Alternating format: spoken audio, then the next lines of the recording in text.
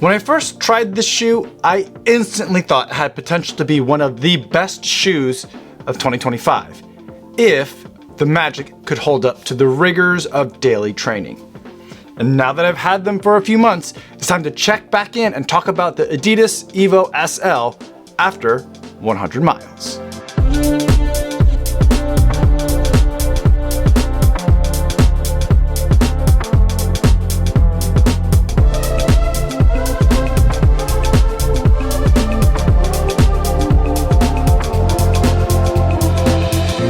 Yo, what's going on? My name is Kofuzi and I'm a non-elite runner who reviews running shoes here on YouTube. And today I want to talk to you guys about the Adidas Evo SL after 100 miles. But before I give you my thoughts on this shoe, I do want to go over some disclosures. This is a pair of shoes that Adidas provided to me for the purpose of review, so I didn't have to pay for these shoes. However, nobody's paying me to make this video or to include their brand in this video, and no one's going to get a chance to preview any of my footage or my thoughts before you guys get a chance to see this video on YouTube. So with that disclosure out of the way, let's talk about the Evo SL after 100 miles, and let's start with how I've been using the shoe.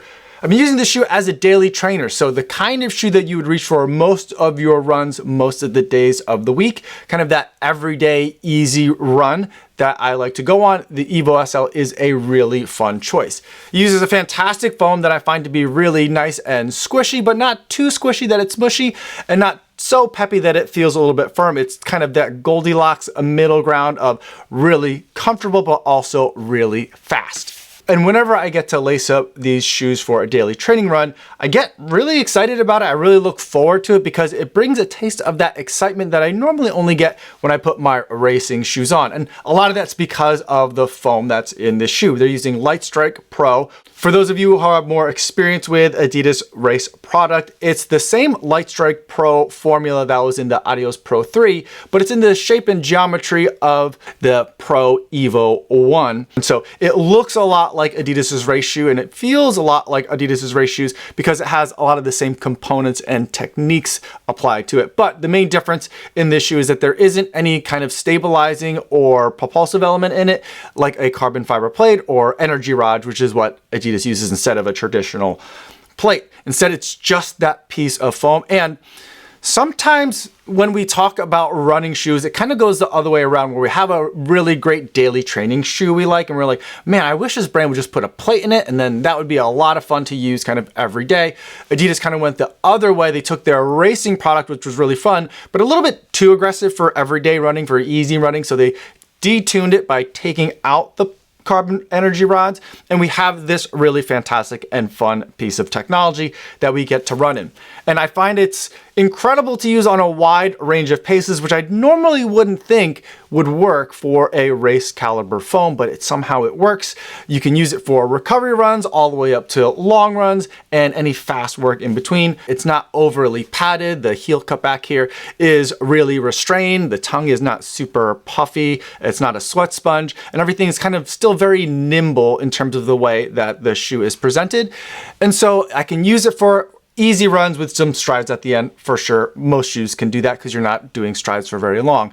But if I have a longer progression run where I'm going to be progressively getting faster and faster as the run goes, or if I'm doing a straight up speed workout, like up to threshold repeats, I think the shoe is really fun and capable to use. And because of that pace versatility, and because I think the shoe looks fantastic and is also pretty comfortable for me to walk around in, I find it makes for the perfect travel shoe. I just recently took it on a couple of different trips that I went on. I went down to Atlanta to cover the US ATF Half Marathon Championships, and that was kind of my casual wear around every day, and also go for a run shoe. And I also just came back from the Boston Marathon, where I wasn't running the race, but I was covering the race and attending different events, and having this shoe was really comfortable. I enjoyed being able to wear this casually and for runs while I was in Boston. So I feel like it's one of those multi-purpose shoes that can check off a lot of different boxes. So I've been using it for a lot of different things.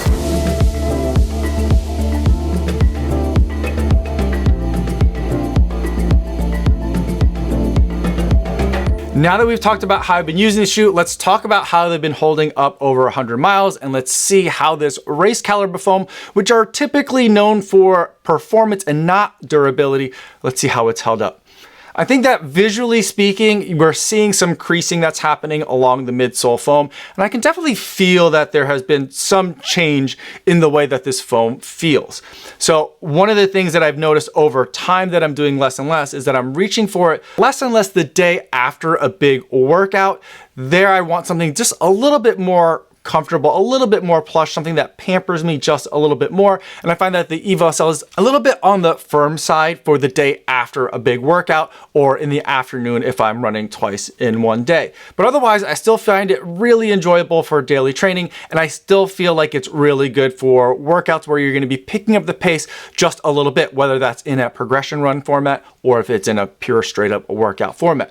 The last long run that I did in the shoe was when I was in Boston. I had a free afternoon, and so I took the train out to Wellesley, the half marathon mark of the Boston Marathon course, the day before the race, and I just ran from Wellesley back to my hotel in downtown Boston. And the shoe was really great for tackling the Newton Hills. Now, I wasn't racing them or trying to run them particularly hard, but for a challenging piece of road terrain like that, where there are a lot of hills and it was a reasonably long distance, I still felt like the Evo SL was a fantastic shoe to have, and it didn't feel like a shoe that was going to be near end of life anytime soon. So I was really impressed with the way that the foam was responding, and still felt really fast and snappy for when I wanted to pick up the pace a little bit, but it also felt really comfortable for when I just wanted to cruise a little bit and just enjoy the scenery. So I feel like the shoe is holding up really well, far beyond my expectations for what Lightstrike Pro could do in a daily training format where it's taking a little bit more of abuse, and I'm really happy to see that it's responding so well.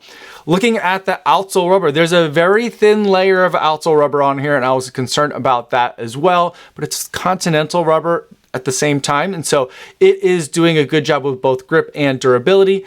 There are some parts where I'm starting to see some of the light etchings that are part of the design and functionality of this outsole are starting to kind of wear away, and that's in my highest wear areas, but there's still the same amount of rubber, it seems, in those areas. Even in the back of the shoe, my highest wear area is usually the outer part of the heel on the side over here, and this is looking pretty good as well. There's a little bit of wear that's showing, which is commensurate with what I would expect for a 100-mile shoe, but it's not chipping away, it's not wearing down. I don't think that we're anywhere near seeing the rubber wear through to expose the midsole foam that's underneath.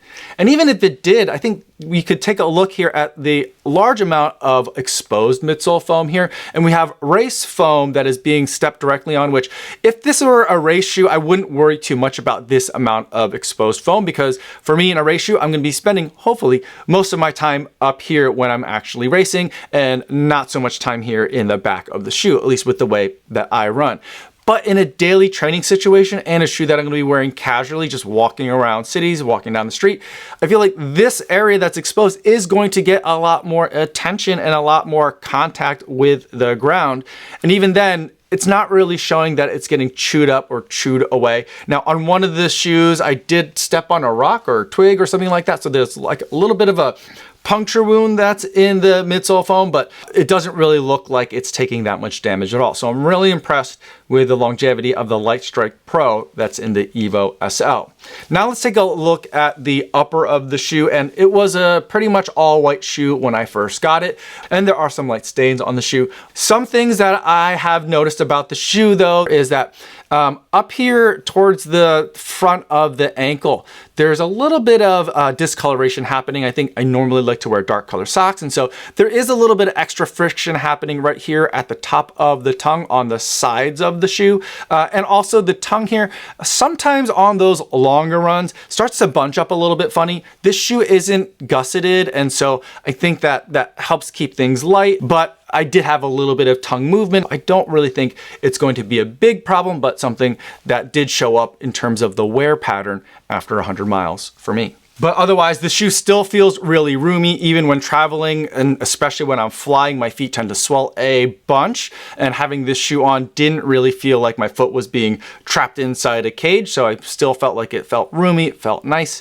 I went with my normal running shoe size on this one, and I think that's the right way to go for most of you. Overall, the main thing is I'm happy with how this foam is performing. It looks like and is inspired by the Pro Evo 1. That's where it's getting its name from. And so I was concerned about the longevity of this shoe because the Pro Evo 1, it's not designed to be a long-lasting shoe, maybe a 50-mile shoe. It's a very unusual, rare race product, almost an experimental car kind of situation. And so I was worried that the foam would kind of drop off quickly like its bigger sibling, but that simply was not the case here. The shoe is holding up really well, and I think you can enjoy a lot of very fun miles in the Evo SL.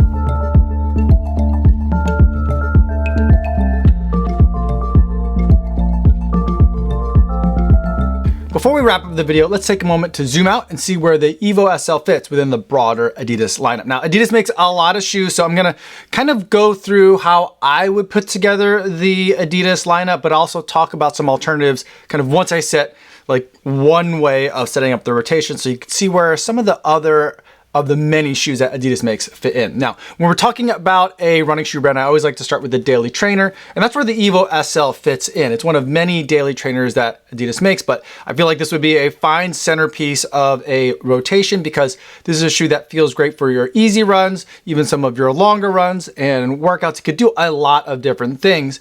And for a lot of people, this could be the bulk of what you're gonna be running in if you wanted to make, say, even just a 2-shoe rotation. Now, if it was just a 2-shoe rotation, the other shoe that I'd recommend would be a race shoe, and this is the Adios Pro 4. I ran in this shoe when I raced Berlin Marathon last year, so this can make a really fun 2-shoe rotation, but there's other shoes that Adidas makes.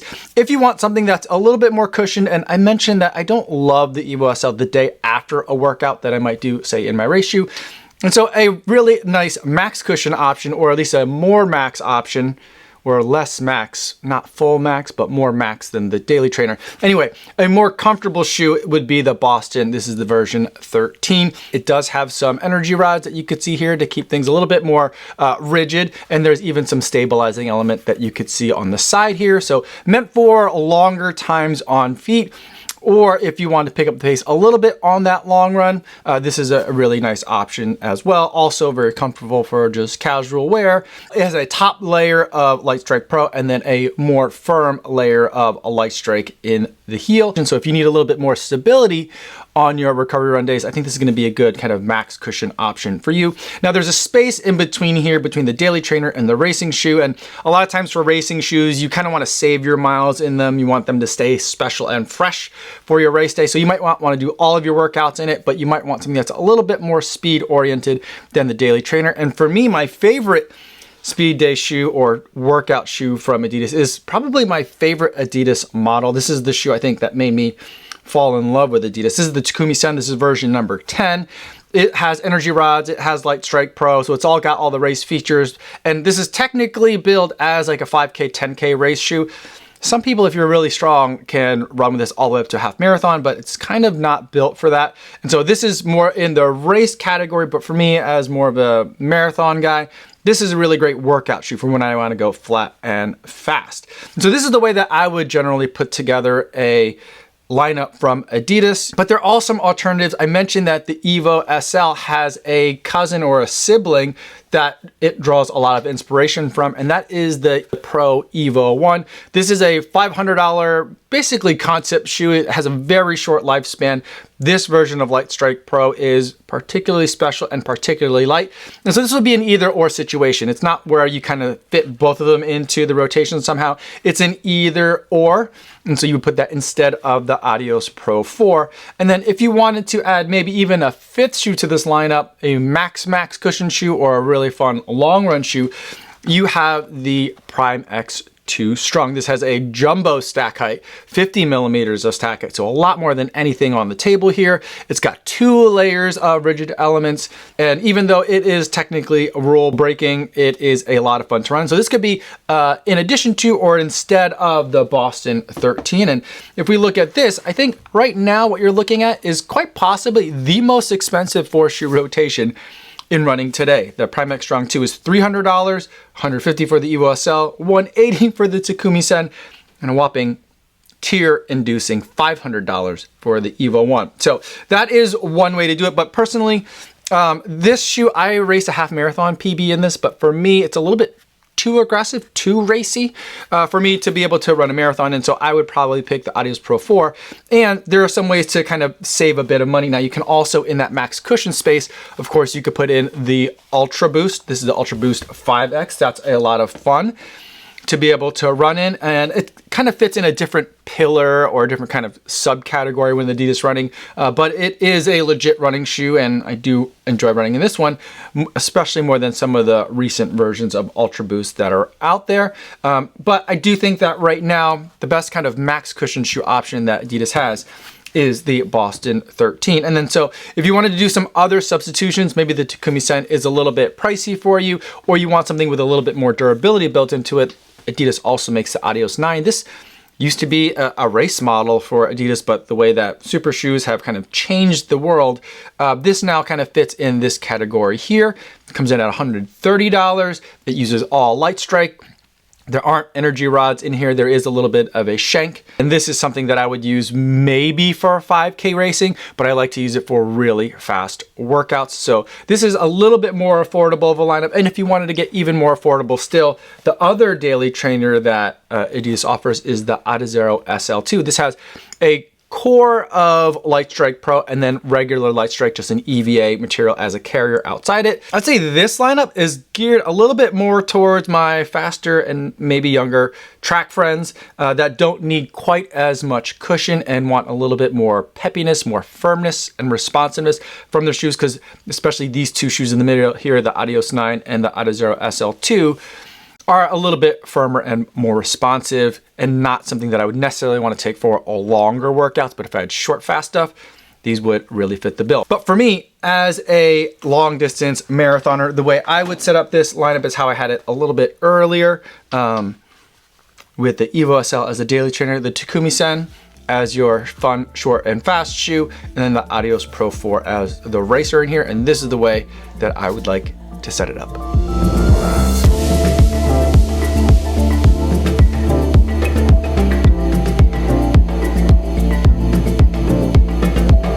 Now, let's wrap up the video by going over the buying guide, and we'll also discuss some of the alternatives. The Adidas Evo SL is one of the best daily trainers I think I've ever tested. And not only is it one of my current favorites, it's also a shoe that I find that I can easily recommend to a variety of runners, paces, and sizes.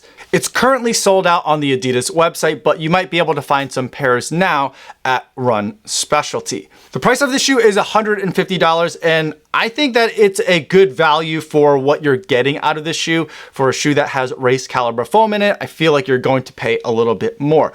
But it does cost more than the other shoes that I think that are very comparable. So let's take a look at some of those alternatives.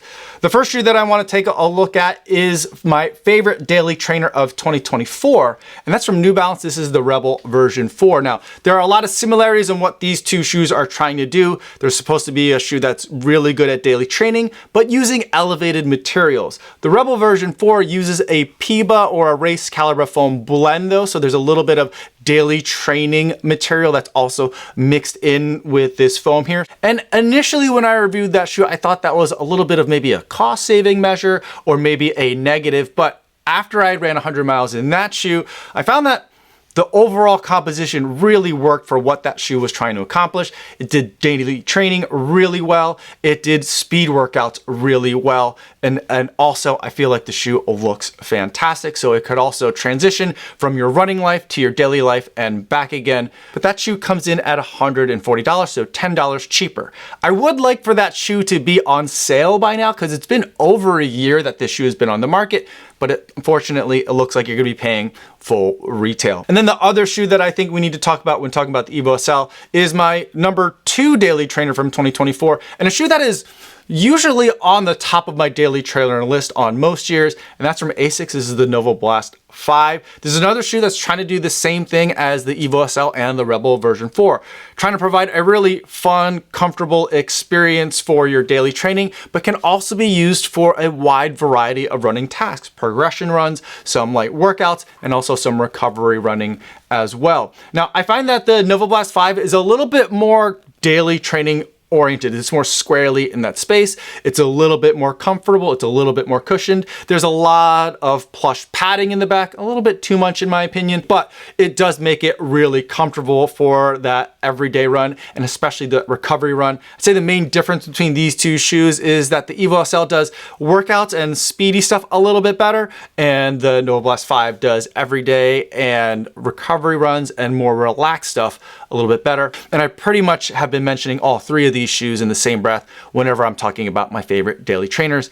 But if I had to pick one, even though it's more expensive, right now I'm going with the Evo SL. So those are my thoughts on some of my favorite daily trainers right now. Let me know in the comments if you have any other questions, or better yet, stop by the live stream that I do Mondays and Thursdays over on the Kofuzi Run Club channel. I'd love to see you guys over there in the chat. That's all I have for today, everybody. Thanks so much for making it all the way to the end of this video. Hopefully you guys are staying safe out there on your runs, and I'll see you in the next one. Yo, what's going on?